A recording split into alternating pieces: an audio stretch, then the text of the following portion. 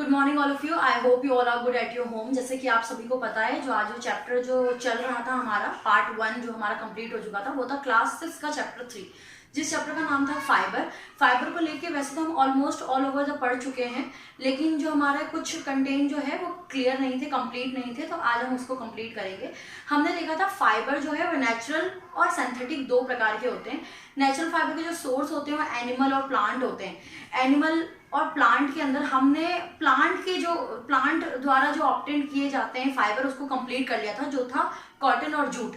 आज जो हम कंप्लीट करेंगे एनिमल सोर्सेस के द्वारा, वो होगा वुल और सिल्क। हम वुल के बारे में जान लेते हैं और सिल्क के बारे में हम डिटेलिंग में जानेंगे कि वुल से क्या होता है, वो कैसे बनता है, उसका इस्तेमाल कहाँ होता है, ऑल दिस थिंग्स। तो wool is the obtained from the hair of sheep. जैसे कि आप सभी को पता है, बहुत ही कॉमन सी बात है ये कि वुल जो है, यानी जो आपको ऊनी वस्त्र मिलते हैं या ऊन मिलता है, वो हेयर ऑफ शिप से मिलता है। यानी कि शिप का जो हेयर होता है, बाल होते हैं, उनसे आपको क्या मिलता है, ऊन प्राप्त होता है, जो हमारे शरीर को कई हद तक गर्म भी रखता है। Removal of the sheep hair is done using the special clipper, it's called the sharing.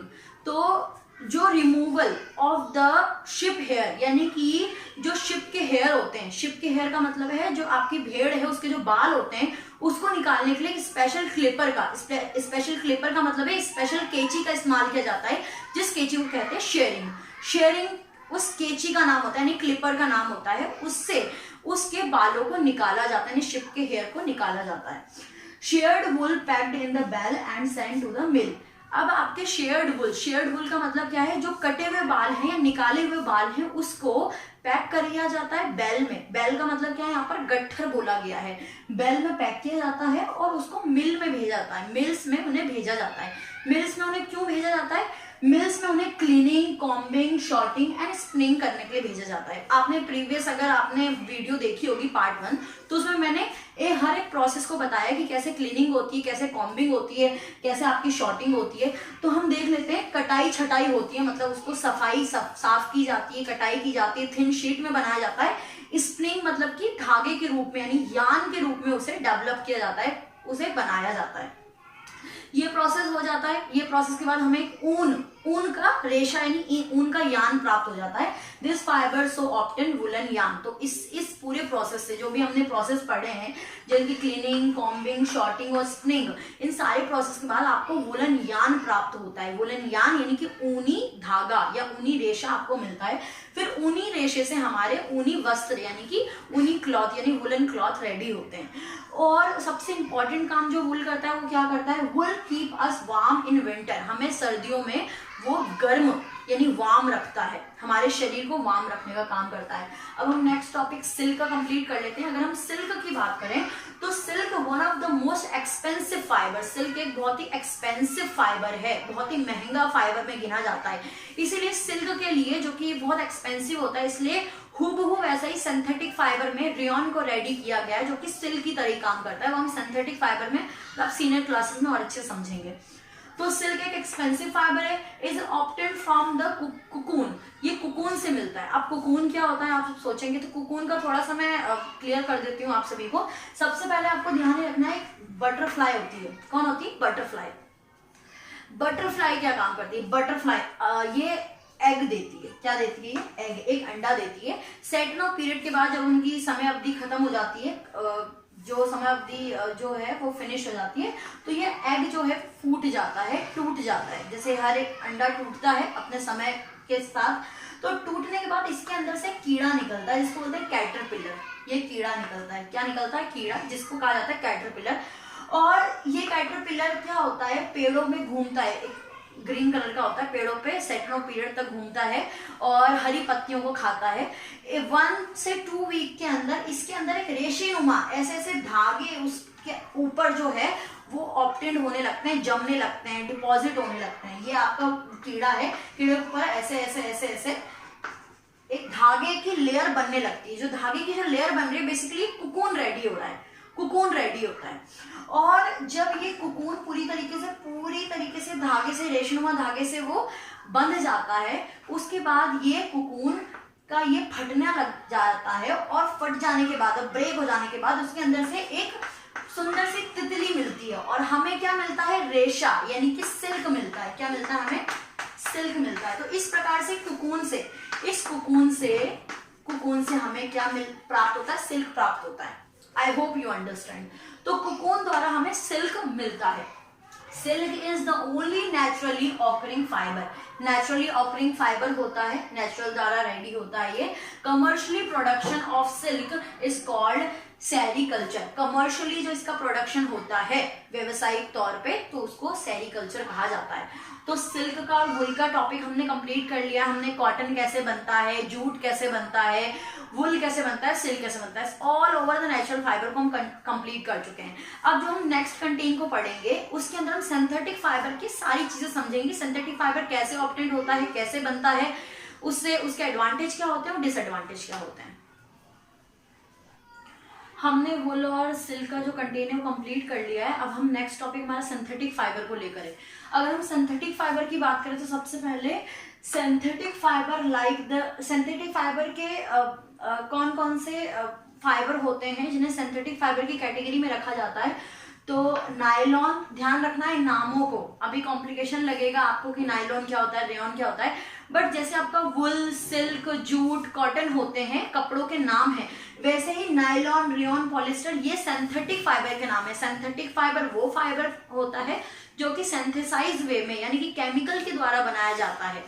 Chemical के द्वारा जो कपड़े को तैयार किया जाता है उन्हें सिंथेटिक फाइबर कहते हैं। और सिंथेटिक फाइबर के कुछ एग्जांपल्स हैं, नायलॉन, रेयॉन, पॉलिस्टर। ठीक है, इस यहाँ पे आपकी इस क्लास में 3 एग्जाम्पल दिए हैं। जब आप 7th 8th में जाएंगे तो आपके और एग्जाम्पल होंगे और कैसे बनते हैं, इनका क्या क्या यूज होता है ये भी बताया जाएगा।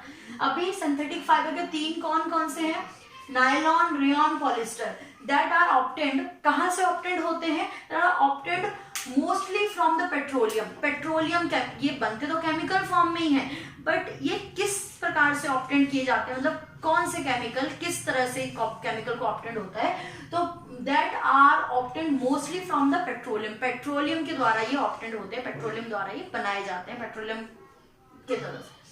अगर इसके एडवांटेज और डिसएडवांटेज को हम देख लेते हैं कि इसके एडवांटेज क्या होते हैं और डिसएडवांटेज क्या होते हैं, मतलब इसके फायदे क्या होते हैं और नुकसान क्या होते हैं।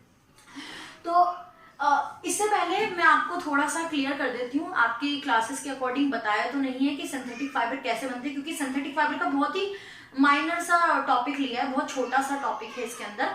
तो फिर भी मैं आपको बताती हूँ कि सिंथेटिक फाइबर सिंथेसाइज, जैसे कि मैंने बताया पेट्रोलियम के थ्रू, पेट्रोलियम द्वारा ये मोस्टली ऑब्टेन्ड होते हैं, पेट्रोलियम केमिकल द्वारा ये बनते हैं। उन केमिकल को स्पिन रेट एक होती है, आपकी एक मशीन होती है सिंथेटिक फाइबर को बनाने वाली। तो स्पिन रेट एक प्रकार का होल होता है, उस होल में उन केमिकल्स को डाला जाता है और थ्रेड लाइक रेशे निकाले जाते हैं, बहुत ही पतले पतले। जैसे मैंने at the starting of the chapter मैंने आपको बताया था, रेशे यानी फाइबर, फाइबर से क्या बनेगा, थ्रेड यानी यान बनेगा और यान से कपड़ा बनेगा। तो स्पिन रेट की मदद से स्पिन रेट की मदद से क्या बनता है, सबसे पहले आपका बनता है फाइबर यानी रेशा बनता है, और रेशो को इकट्ठा करके यानी 2-3 रेशो को इकट्ठा करके एक यान यानी थ्रेड यानी धागा बनाया जाता है और धागे से कपड़ा बनाया जाता है। तो इस प्रकार से तो आपका सिंथेटिक फाइबर बनता है। अब हम डिसएडवांटेज और एडवांटेज को देख लेते हैं, उसके फायदे और नुकसान क्या होते हैं। तो अगर हम एडवांटेज की बात करें कि वो उसके एडवांटेज क्या होते हैं, फायदे, तो हाई टेंसाइल स्ट्रेंथ होती है, मतलब उसकी स्ट्रेंथ जो होती है, मजबूती जो होती है, टेंसाइल स्ट्रेंथ जो है बहुत ही अच्छी होती है, मजबूती उसकी बहुत अच्छी होती है according to the natural fibre, comparison to the natural fibre इसकी जो स्ट्रेंथ है वो ज्यादा अच्छी होती है। They are wrinkle resistant, retain their original shape. Wrinkle resistant होते हैं, सबसे पहले आपको ध्यान ये रखना है, इनमें रिंकल आसानी से नहीं लगते, मतलब सलवटे जो है इन सिंथेटिक कपड़ों में सलवटें नहीं लगती, आसानी से नहीं लगती है, और ये अपने ओरिजिनल शेप में दोबारा बहुत जल्दी आ जाते हैं। ठीक है, जैसे कॉटन के या कोई दूसरा नेचुरल फाइबर को आप लेंगे तो उनमें रिंकल बड़ी लग जाती है, बड़ी जल्दी रिंकल्स आ जाते हैं, सलवटें आ जाती है, और उस सलवटे को दूर करने के लिए आपने देखा हो प्रेस का आप इस्तेमाल करते हैं, काफी समय तक आपको प्रेस करना पड़ता है, लेकिन इसमें रिंकल नहीं आते इजी वे में, और अपने नेचुरल जो उसका ओरिजिनल शेप होता है बेसिकली, उस शेप में भी वो आ जाते हैं। ये कैसा होता है, सॉफ्ट होता है, soft and use to make variety of clothing material. ये सॉफ्ट होता है और क्लॉथिंग मटेरियल में बहुत ज्यादा आजकल इसका इस्तेमाल होता है, सिंथेटिक फाइबर, क्योंकि ये सस्ता भी होता है comparison to natural fibre. Can be blended with the natural fibre, इसको नेचुरल फाइबर में ब्लेंड करके एक न्यू यूनिक क्लॉथ भी बनाया जाता है। जैसे ये वुल में ब्लेंड होता है, कॉटन में ब्लेंड होता है, और भी बहुत सारे बेसिकली फाइबर्स होते हैं, अभी आपको ध्यान ही रखना है। वुल में और कॉटन में इनको ब्लेंड करके फाइबर को रेडी किया जाता है। ओके, नेक्स्ट है आपका डिसएडवांटेज क्या होता है। इसकी आपने अच्छाइयां तो पढ़ ली, ठीक है, आपका बेनिफिट क्या है, लेकिन इसका डिसएडवांटेज भी होता है, तो ध्यान देना है। Can not observe moisture in sweat, ये मैंने प्रीवियस क्लासेस, सॉरी प्रीवियस नहीं, जो 7th 8th का जो चैप्टर निकला था उसमें मैंने समझाया था। बेसिकली साइंस 6th का है, तो आपको 6th क्लास बच्चे, आप सभी को ये ध्यान रखना है कि ये स्वेट को और आपके मॉइस्चर को, नमी को और पसीने को नहीं सोख सकता। जैसे आपका कॉटन का कपड़ा सोख सकता है, वैसे ये मॉइस्चर को और नमी को या स्वेट को, पसीने को नहीं सोख पाता आसानी से। easily they catch fire easily, made hence dangerous to warm near the fire or the heat। इसीलिए इन सारे कपड़ों को पहन के, सिंथेटिक कपड़ों को पहन के फायर जैसी दैट मीन्स किचन हो गया आपका, ठीक है, किचन जैसी जगह पर या और भी प्लेसेस होते हैं, ऐसी जगह पर नहीं जाना चाहिए। क्यों? क्योंकि ये फायर को बहुत जल्दी कैच करता है और ये आपके लिए डेंजर हो सकता है, बहुत जल्दी कैच करता है फायर को। It can be melt and burn when high iron, अगर जब इसको प्रेस आप करते हो, आयरन करते हो, उस दौरान अगर आपने हाई आयरन पे इसको रखा तो ये बर्न हो जाएगा या मेल्ट हो जाएगा, या फिर जल जाएगा, ये मेल्ट पिघल जाएगा ये कपड़ा। तो इसीलिए इसका ये डिसएडवांटेज है, एडवांटेज भी होता है। ये सारी चीजों को आपको ध्यान रखना होता है। इसी के साथ आपका चैप्टर जो है वो ऑल ओवर कंप्लीट होता है। आई होप कि आपको ये चैप्टर जो है वो समझ में आया होगा। अब हम नेक्स्ट चैप्टर के साथ नेक्स्ट वीडियो में आएंगे।